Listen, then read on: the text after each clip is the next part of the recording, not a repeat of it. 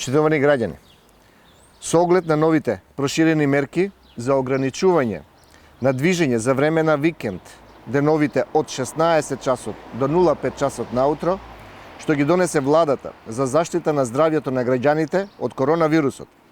На вчерашната владина седница се допрецизираа исклучувањето на дел од земјоделците во однос на забраната на движењето.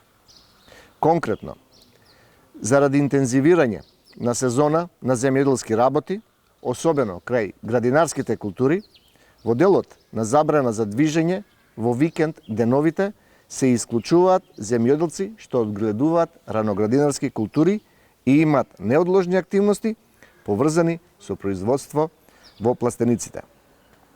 Тоа значи дека оваа категорија на земјоделци не треба да вадат посебни дозволи, но укажуваме ова исклучување да се искористи исклучиво за вршење на земјоделски активности во пластениците.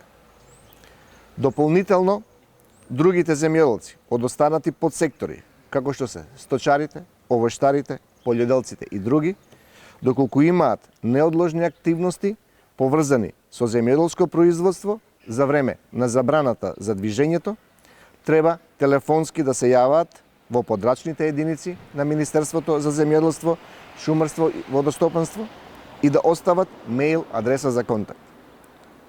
Откако подрачната единица ќе изврши проверка на доставените податоци од страна на земјоделците, истите се доставуваат до Министерство за земјоделство, шумарство и водостопанство, кои потоа се проследуваат до Министерство за информатичко општество и потоа до нивните мејлови им стигнуваат дозволите. Нашата држава се наоѓа во најтешкиот период и пред најголемиот предизвик – справување на глобалната закана на здравјето на луѓето вирусот COVID-19.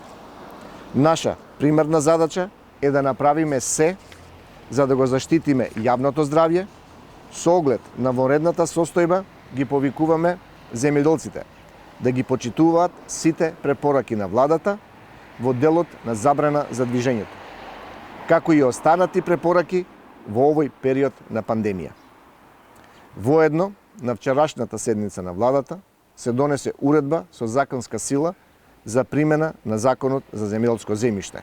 Ова значи дека роковите кои се определени со Законот за земјоделско земјиште за донесување на одлуката за отпочнатите постапки со прибирање на понуди, а кои истекуваат за време на траење на вонредната состојба, престануваат да течат за време на траење на вонредната состојба. Истите започнуваат одново да течат по истекот на време траење на вонредната состојба. Откако ќе заврши вонредната состојба, изборот за најповолен понудувач во отпочнатите постапки со прибирање на понуди за давање на закуп на земјоделско земјиште во државна сопственост до 3 хектари ќе се врши согласно правилникот за поблиски критериуми за избор на најповолен понудувач на земјоделско земјиште кое ќе се даде во закуп.